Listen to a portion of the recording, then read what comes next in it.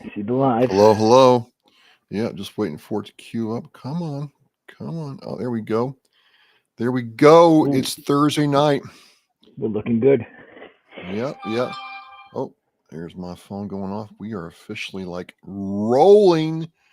Rolling. It's Thursday night. We are resilient. We are war with Army National Guard veteran, military police, executive director, and founder of Hellfish Haven, Michael Geary. I'm Travis, Marine Corps veteran, host of Oscar Mike Radio, coming at you live. If you're a field dane somewhere in the Marine Corps right now, maybe your staff sergeant will let you listen to this while you're scrubbing those floors. But it's Thursday night. It's out of sight right here. We got Jimmy James from Colorado checking in. Jimmy, how you doing, brother? Um, it's all good. Mike, what's up? No brace tonight, Mike. That must be. Do you feel? Does your neck feel like lighter with it off? I know mine would be like.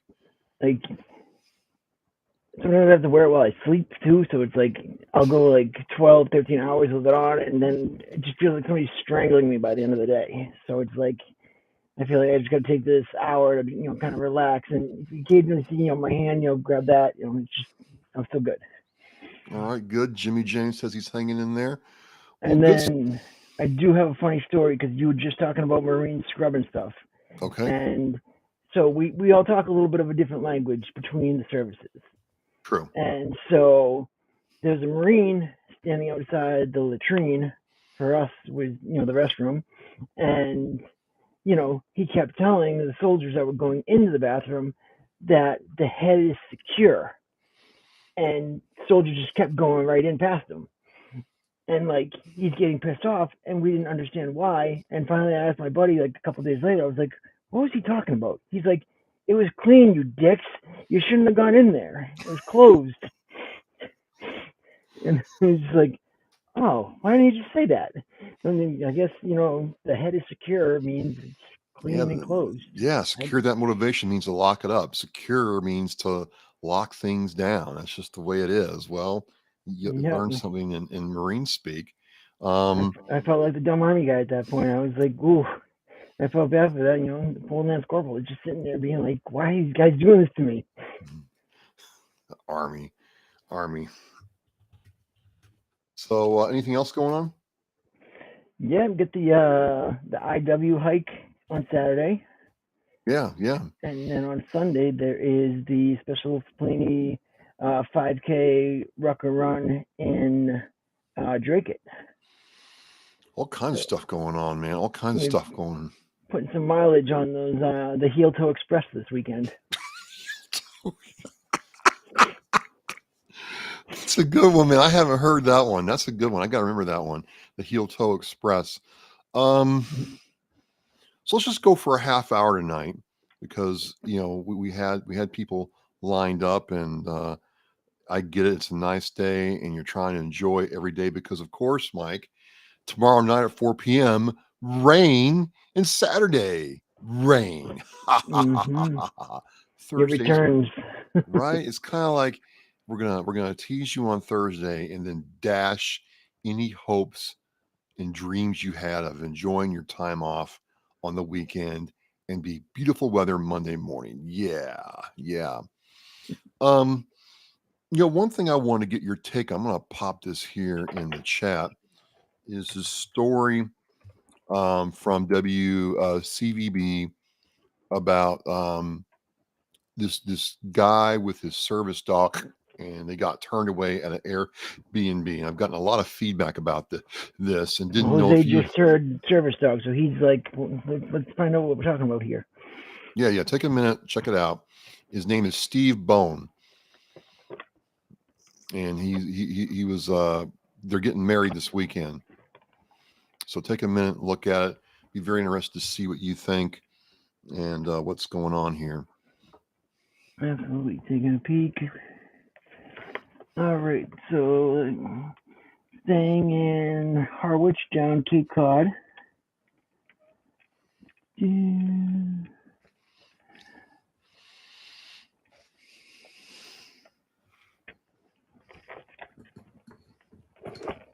Jose does picking up the keys or medication bottles or wallet if I drop it. So I definitely know the third line there where it's like the little tests, can be an issue and how they can help out there. Yeah, yeah, yeah. Because that's one thing that Delta Dog did was they made sure not only could Jose do the tests that I needed, but he could do a couple extra if I ever need them down the road.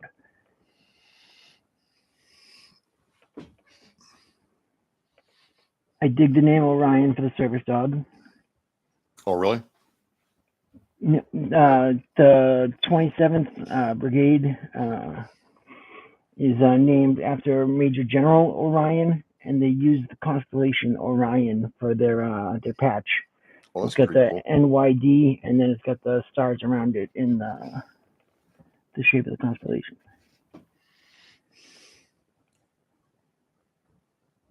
So the company's going to cover the cost of stay, but that doesn't, it's still ruin their time. Now, some people were talking about the fact that the Airbnb host or something was like allergic to dogs or something, and that's why the dog couldn't stay there. But I didn't think if you had a valid service dog, they could bar entry from a, Any place that the public is granted access to, except for a church or like one of the places, a church and something else, are the only two places that they can, you know, say that they can't accept the service dog to be in there. And but any other place that allows public access to it, they have to allow it. It's just like if you to roll up in a wheelchair or you're using crutches because you busted an ankle. You're not going to go through the door and they're going to say, "Hey, you can't use that medical device," because that's really truly what these dogs are to guys like me that have a service dog is they are a medical device. Gotcha, gotcha. Well, some people told me it's a matter of education about the whole story. Some people said, it's just despicable that this happened in the first place. It definitely did. The person should have been able to call Airbnb to talk to them and say what is their policy on it, because I actually had a Lyft driver one night. I was supposed to go to do a part of a relay for the Five Firefighter Foundation. Sorry, it's a tongue twister every time I say that. Five Firefighter Foundation. They were doing a relay from all the ways up in Maine, all the ways down to DC, and you hand off the baton to the next runner in line, and it goes from firehouse to firehouse. I was supposed to go uh, a couple towns over to meet at the firehouse in Salem when I was living in Swampscott, and the Lyft driver that pulled up saw my dog and said, "Oh hell no," and drove away. Hmm. And like if you go into like Lyft policies, you can actually see like that in the policy that Lyft says cannot deny you for having your service dog. And there's two questions that you can ask when you see somebody with a service dog is is that a is it a service dog there to perform a function, and and what function will it perform, or what is there anything that the personnel that are running the place or own the place need to do if the dog reacts or indicates something.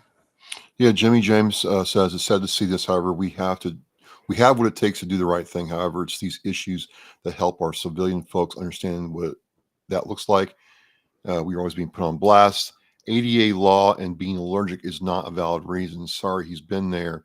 And Barry Estes says, as long as the dog is acting right. So, I understand you got a business to run and everything, but I also am like, well, you're not bringing that dog for just, to bring the dog. That dog's serving a purpose. You said there's a medical device, right, Mike? Yeah, so the dog is basically treated as a medical device in this situation. It's not a pet. It's not just a dog. That dog is considered a medical device to people that are using a service dog. It's just like you wouldn't take a blind guy walking with a cane tapping on the street. You wouldn't kick it out of the way and say I'm sorry, you can't have that in here. And Or the same thing, you're not gonna have a guy that's on crutches. You're not gonna take the crutches away and say I'm allergic to those metals. You can't have that in here. Right, right. So as long as the public is granted access to the space, you have to accommodate for it. And Jimmy's come back saying exactly. So, he's lived it, you're living it, and you've had experience with it. It was just an interesting story, and I think it's there's a new veterans nonprofit, fairly new. They've been unofficial for the last couple of years, and now they're official, called "I Got Your 6'2" Lives at Once," and they're taking dogs from pounds and training them as service dogs. And I think this is one of the things you'll see them do, is to try to add a real educational component to out what they do, so civilians understand, and they can be better informed, and so we don't have this happen. And definitely, people have taken advantage of the leniency of the law. The law doesn't say that you have to have an ID card. The law doesn't say that you have to have the dog in a vest. You could literally have the dog, in his birthday suit, and you're walking around, and somebody says, "Is that a service dog?" You say yes. They have to take you for its word. But like Barry said, it's got to be acting right. The dog can't be, defecating on the floor. It can't be, ripping, snacks off the shelf. It still has to behave. And if it doesn't behave, that's when they can ask you, to leave the property due to the trouble that the dog is causing. Sure, sure. Elsa, good evening. Elsa checking in on war. Thank you very much, out in Western Mass. Really appreciate you. And do you know what the other type of animal that is allowed to be a service animal is? No, A mini horse. get out. Yep. So service dogs and mini horses are the only approved service animals by the ADA. I mean, I guess you could do a mini horse. I mean, transport a mini horse down to Dunks for a large ice cream only might be, logistical feat. But okay, okay. So the mini horse, huh? Yep. And then the dog has to perform a task or a function as well. The dog. So you've got the and like what the last maybe 10 years you started having the rise of the emotional support animal, Yeah. and people bringing like squirrels on planes and things like that, and Right. people got real crazy with it for a while. And they really had to make that separation of hey, this is what we've got here. You've got the service animal, and so the service animal has to be you know trained to do something, like whether they remind them to take the medication, or if it's trained to lick their hand to alert them of an oncoming panic attack. Like Jose will come up for me for like when my anxiety gets up. Like Jose will come and he'll give me his chin. So he puts his chin and pops it right up on my lap, Yeah. and that's his trigger for me to say, take a minute, just you'll be all right. Well, cool, man. Just a really interesting thing that happened, and kind of wanted to get your take on it. And now, When I does will. I got your six two eyes at once? Uh, are they going live? I see it in the corner up there. Oh yeah. Well, it's they got their EIN number. Um, they're having an event October 7th. The website's going to be finished in the next week, so it's just full steam ahead. They've already given away, like 4 dogs, and so, they're like anybody else, and you know how it is. You're just trying to get started and get yourself going. So it's a really exciting time for them. Um, Let me share my screen. Let's see if I can do this right. Yeah, yeah, yeah. You want to talk about this gentleman here, Mike? And Yep. what's the story with this? So This Specialist this Jack here. Pereira. Okay. He passed away 10 years ago, October 1st, 2013. He was one of the 22, and was one of the first that the battalion of MPs really had, that when everybody went to the service, the commander pulled everybody aside and said, hey, remember the feeling you're feeling today, and you don't want to, put somebody else in that situation. Make sure you call somebody. Make sure you're checking on your buddies and everything like that. And that kind of ties into the month that we're in right now, where it is suicide awareness month, and then you've got a buddy check that's happening this week for a lot of organizations that are affiliated with the VA. And the buddy check is just simply picking up the phone, giving your guys that we're in the service with just a quick little hello, quick little text, just to, say, hey man, how you doing? Because they basically say that within the hour, if somebody makes up their mind they're gonna do it, they're gonna do it. And you basically, if you can get in there and interject, or you can push, a train of thought one way or the other, that can make such a difference. And that's why there are other programs out there, like making sure that any firearms are secure and under lock in your home, so that way it just adds an additional layer and step to the process of them having. And then that right there was the card from his services, and I made a shadow box for his dad. And those are Jack's awards under there, the units that we started with overseas. And that green hellfish that you see up at the top Yep. is Jack was coming home from his R&R, his 2 week leave during our tour 09-10, and we saw he saw the hellfish, and he was like, "Hey, that's Sergeant Geary's, call sign." And so him and another soldier went up to the Air Force colonel that was running the hellfish down there in Balad Air Force Base, and he gave them a coin, and Jack came up and gave it to me. So I only saw it fitting to return it to his family and pop it in there. But it was just kind of neat to see, like, there's a green hellfish out there that is part of the Air Force's heraldry now. Wow. Wow. Eric, with Contagion Effect out of California, checking in. Eric, how's it going? You're up tonight too. Jimmy's talking to Elsa and us about how ADA laws and people who don't take it seriously in time of need. So you're coming up on 10 years of this person that you knew, served with, slept with, ate with, being gone, man. I mean, does it still hit you in the feels 10 years later as it did right when it happened? It does, and it just shows that it could happen to anybody, because Jack was one of those kids that really was like someone that can walk into a room and just lay it up. He was a straight shooter, from the South Shore, like, just like, and we were with a unit of guys that were all from Western Mass, so it was like a little clash of personalities, but like he just got right in there and let people know what was going on, and he just wanted to be around his buddies that, like, he went through training with and everything. And when I first met him, he was taking his time slowly getting off of a bus, and I was getting frustrated with him, because I'm like, you're slowing everybody down. We're trying to get off this bus and go to training. What are you doing? And so the first time he met me, he actually didn't like me at all. And so we had a couple words, and then his sergeant made sure to reprimand him for that. And then later, come down the road, we became good buddies.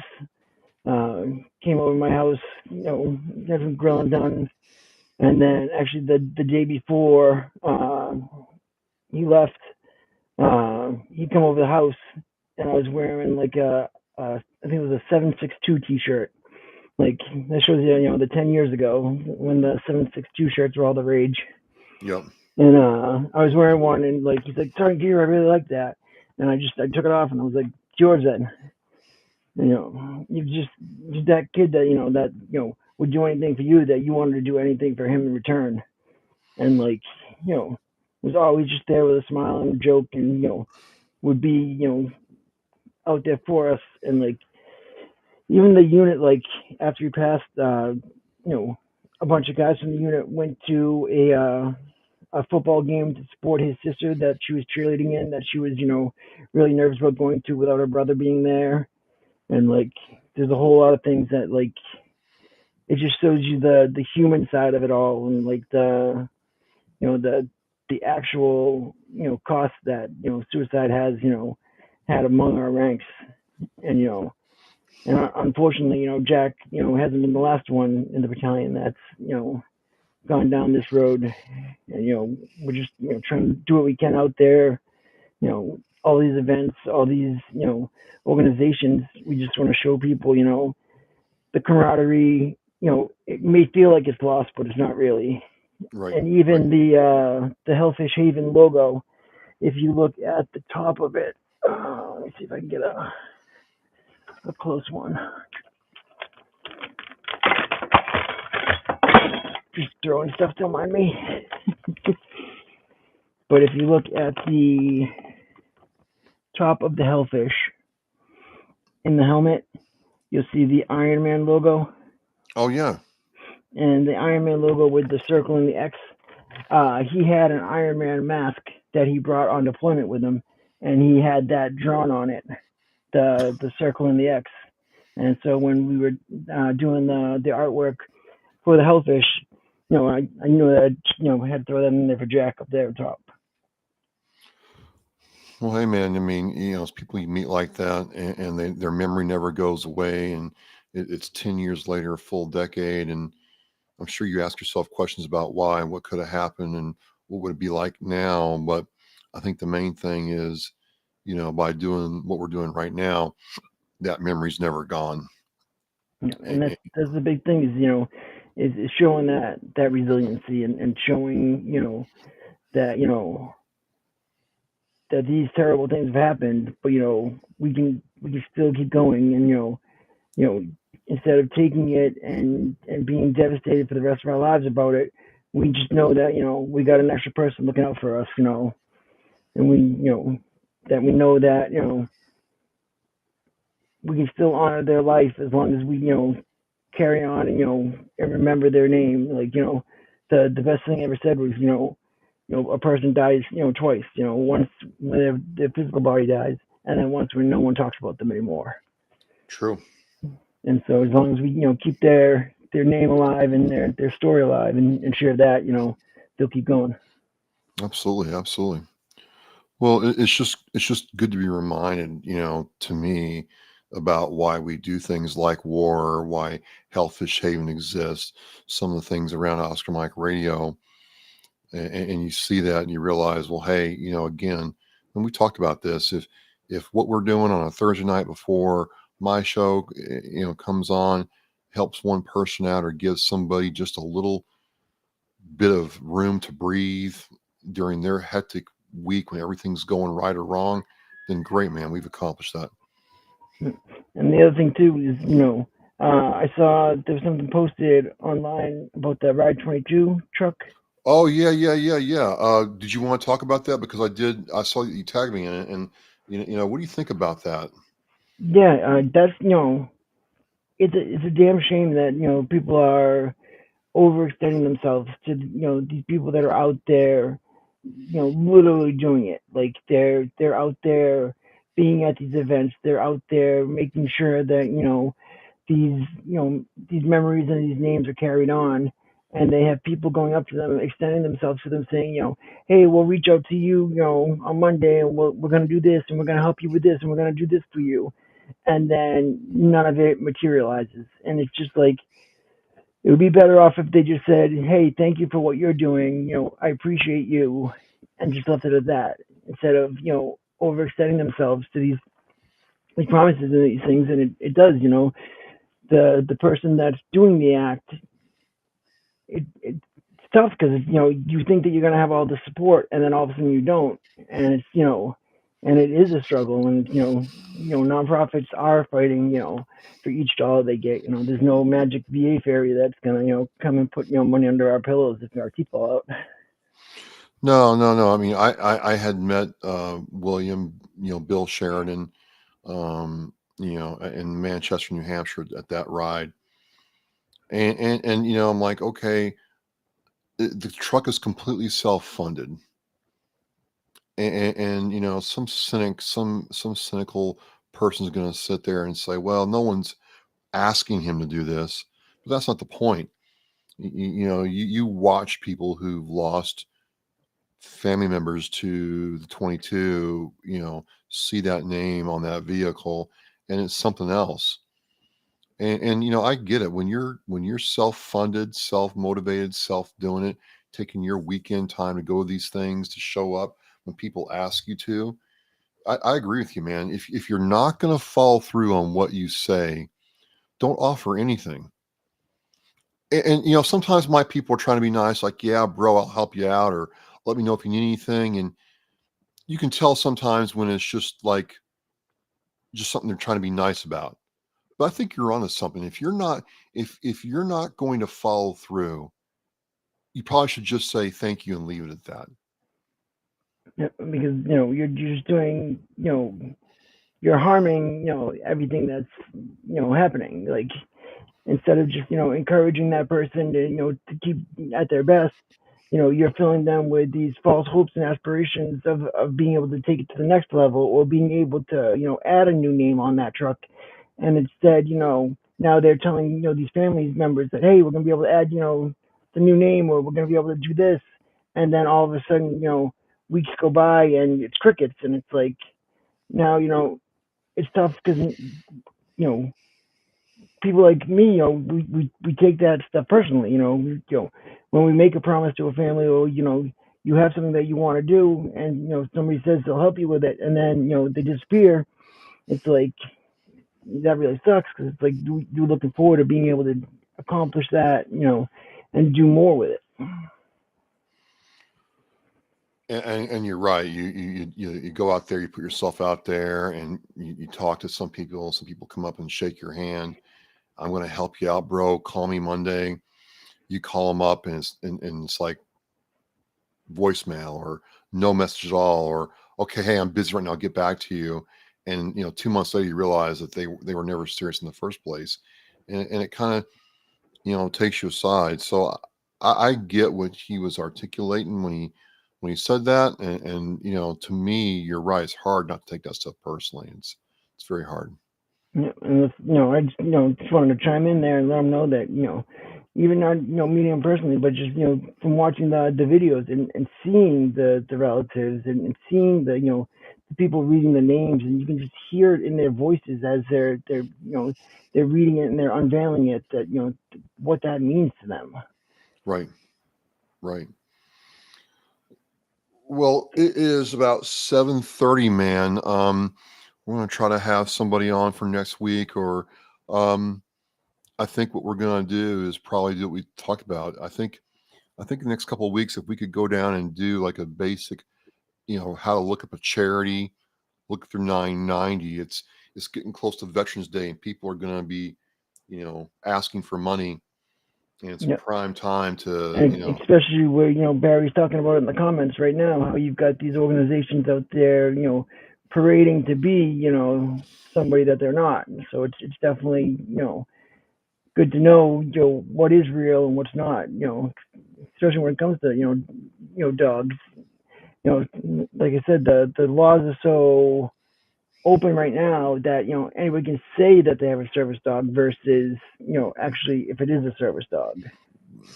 yep, So yep. I think Well, that would be a great chance to be able to educate folks, and share our knowledge and stuff over the next couple of weeks. yeah, because there's organizations, service dog. Well, they'll give you a dog, and yeah, we gave you a dog. You got a puppy now, great. And okay, puppies are good. Puppies are great, but puppies are a lot of work, man. A lot of freaking work. I believe what. Wow, 100% covered by the VA. That's fantastic, because a lot of guys don't get that. They've got to. But I think what IGY6 is trying to do is take a rescue dog from a pound, and then get a certified trainer to work with that animal to make sure it meets the requirements. So there's this whole vetting process or whatever. But Barry is right. I mean, you gotta look at what's going on, so you know who to support. Keith Hayes of Sinister One Productions checking in. Hello, Keith. How's it going? So yeah, I just think things like that, where we talk about charities, we talk about, how to look at a 990, how to look at things like, a rescue dog organization to help you make a better decision about where to put your money. Absolutely, especially with how much things have gone up in prices. Going to the grocery store, how much everything's costing these days. People are valuing their dollar and want to make sure that it's going to the right organization and it's not just going to Uncle Steve's slush fund. True, true, true. All right, so we will see you all next week. We may have somebody on, or we may just start our series. It's great getting to come on Thursday night with you. In about 30 minutes, it's time for Oscar Mike Radio um, with Christine Walker of Devil Doc Publishing, a Navy corpsman who started her own publishing company and her veterans magazine at ease. So pretty cool. Yeah, pretty cool. Pretty cool. Barry says he only pays for food. Everything else the VA pays for. Well, then Barry, you do have a legit service dog for the VA to cover it. Fantastic. Yeah, Jimmy, I definitely understand. It's something else. It's something else. So again, I am Travis with Oscar Mike Radio, joined by Michael Geary of Hellfish Haven. Together, we are resilient. We are WAR. You are resilient. You are awesome. And we will see you next week. Thank you very much. Everybody, thanks. Have a great night, and I'll see you in the chat.